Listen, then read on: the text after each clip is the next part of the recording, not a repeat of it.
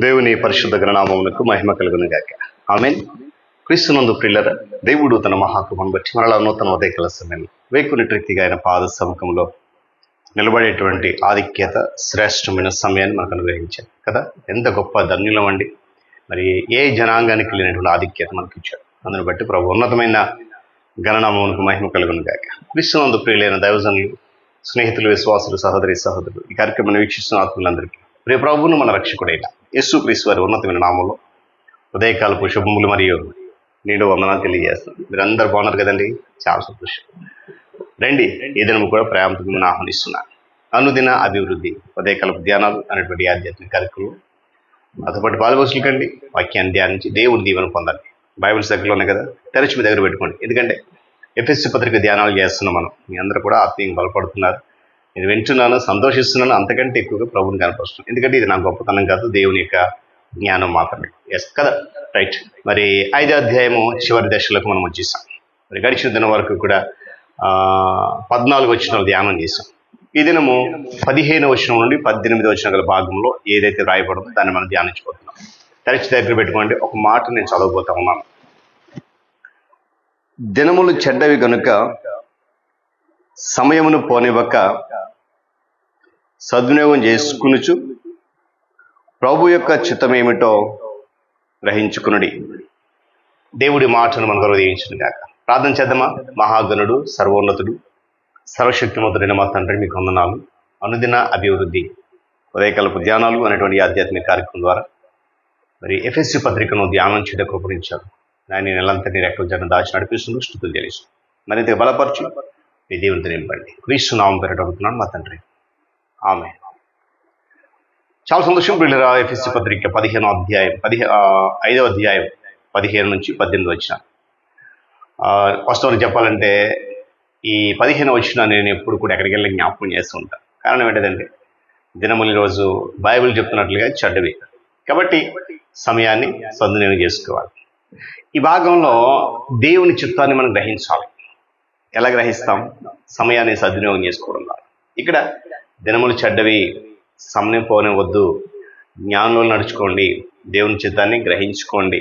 ఇవి ఈ భాగంలో ఉన్నటువంటి శ్రేష్టమైన మాట. పిల్లల లోకంలో తన వెలుగును ప్రకాశించనివ్వడానికి దేవుడు ఎన్నో అవకాశాలు మనకు ఇస్తున్నాడు. అవి వస్తున్నాయి. మనము వాటిని చక్కగా వినియోగించుకొని లేక సద్వినియోగం చేసుకొని లేక వాడుకోవాలని పౌలు యొక్క ఉద్దేశం. దినములు చెడ్డవి అంటున్నాడు. ఎందుకనంటే ఈ లోకం యొక్క కోరికలు, ఉద్దేశాలు, పనులు, ఆచరించేటువంటి మాదిరికరమైన విధానం అంతా కూడా చెడ్డదే. కాబట్టి జాగ్రత్త ప్రియులరా. మనం మనలను వీటి నుంచి విడిపించగలిగేది ఏదైనా ఉంది అంటే అది మన చేతుల్లో ఉంది. అదేంటండి అని అంటారా? అవును. మనము ఆ సమయము, దేవుడు ఏ సమయం అయితే ఇచ్చాడో ఆ సమయాన్ని సద్వినియోగం చేసుకోవడం ద్వారా మనము వీటి నుండి విడిపించుకోగలమన్న విషయం జ్ఞాపకం చేస్తాం. ఎందుకంటే దేవుడు కనుక ఆ సమయాన్ని మనకి ఇవ్వలేకపోతే ఇవన్నీ మన సాధ్యమో కాదు. జ్ఞానుల వల్ల నడుచుకోవడానికి ఇష్టపడాలి. మనుషులందరూ కూడా పాపములో నిద్రపోతూ మరణించిన స్థితిలో ఉండగా విశ్వాసులుగా పిలువబడిన వారు తమ ద్వారా దేవుని యొక్క వెలుగు వారి మీద ప్రకాశించే విధంగా నడుచుకోవాలి. ఇలాంటి భ్రష్ట లోకంలో ఎలా జీవించాలో ఎరిగేటువంటి జ్ఞానము విశ్వాసులుగా మనకి ఉండాలి. అది మనకు అందుబాటులో ఉంది లేఖనము ధ్యానం చేయడం ద్వారా. దేవుని యొక్క చిత్తం ఏమిటో మనం గ్రహించగలగాలి. ఆయన సంకల్పం ఏంటో పూర్తిగా గ్రహించగలగాలి. దేవుని యొక్క ఇష్టం ఏంటో తెలుసుకోవాలి. ఒకవేళ దేవుని ఇష్టం ఏంటో మనం తెలుసుకోకపోతే దాన్ని నెరవేర్చడానికి మనకు అవకాశం లేదు. దాన్ని నెరవేర్చలేము కూడా. ఒకవేళ దేవుని చిత్తాన్ని కనుక మనం నెరవేర్చలేకపోతే పిల్లరా, మన విషయంలో మనము దేవుని ఆశించేవన్నీ కూడా ఆలస్యం అయిపోయే అవకాశం ఉంది, ప్రమాదము ఉంది. ఆత్మపూర్ణ నింపబడాలి అంటున్నాడు. ఆత్మతో నిండి ఉండడం అంటే ప్రతి విశ్వాస విషయంలోనూ దేవుని యొక్క సంకల్పం మన పట్ల ఆయన సంకల్పం కాని ఆయన సంకల్పం కానిది ఏదైనా చేయాలని కానీ కలిగి ఉండాలని కానీ ఆయన చెప్పడు. ఆయన సంకల్పానికి అనుగుణంగా ఉండాలని చెప్తాడు తప్ప ఆయన సంకల్పానికి వ్యతిరేకంగా ఏది కూడా చెయ్యాలని ఆయన చెప్పాడు. ఏమండి, దేవుని ఆత్మతో నిండి ఉండడం అంటే 3:19 వచనంలో పౌలు విశ్వాసుల కొరకు ప్రార్థించిన విషయం ఒకటి ఉంది. ఇది దేవుని సంకల్పమే కాబట్టి మనలో ప్రతి ఒక్కరికి కూడా ఈ ఆత్మ పూర్ణత కలగడం అనేది సాధ్యమే అని మనం తెలుసుకోవాలి. దేవుని స్తోత్రం కలుగును గాక.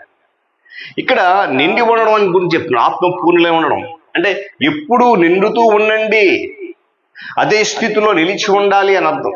దీనికి విశ్వాసుల యొక్క సామాన్య అందరి స్థితి ఇదే ఉండాలి. అది దేవుని కోరిక, మనుషులు కోరుకునేది కాదు. మనం క్రైస్తవ జీవితం గడపవలసినటువంటి విధానం ఇదే, విశ్వాస జీవితం జీవించవలసినటువంటి విధము ఇదే.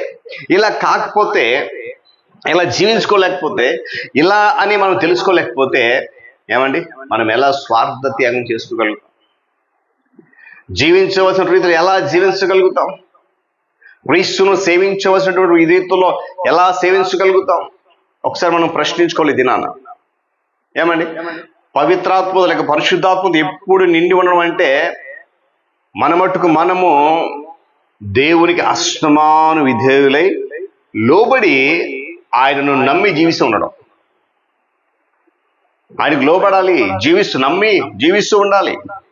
ఏమండి దేవుని ఆత్మతో నిండి ఉన్న వ్యక్తి ఆ ఆత్మ ఆధీనంలో ఉంటాడు, ఆ స్వాధీనంలో నడిపించబడతాడు, ఆత్మ చూపించే మార్గంలోనే వెళ్తాడు తప్ప వేరే మార్గంలో వెళ్ళడు. అలాగని స్పృహ కోల్పోయి ఏమండి పవన్కు వచ్చినట్టు వాటిలో అయిపోయి అటు ఇటు వెళ్ళిపోతాడని కాదండి.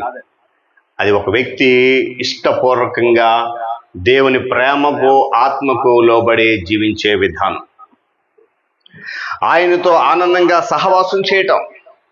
కాబట్టి ఇవన్నీ ఎలా జరుగుతాయండి మన జీవితంలో అని మీరు అడగవచ్చు నన్ను.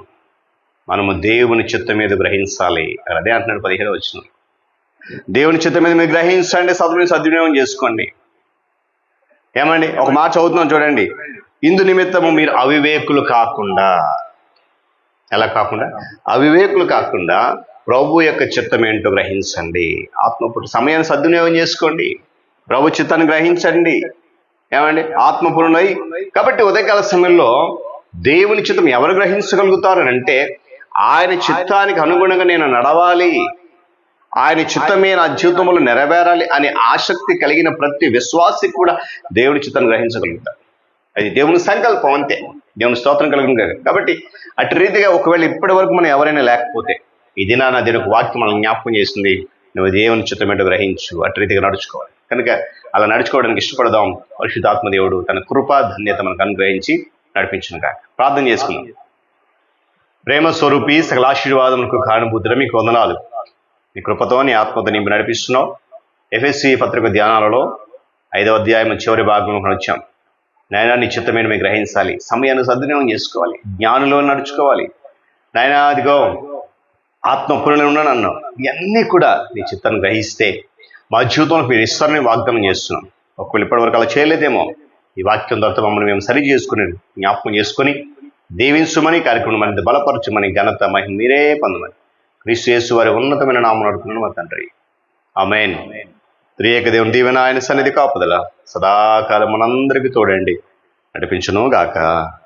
ఆమేన్.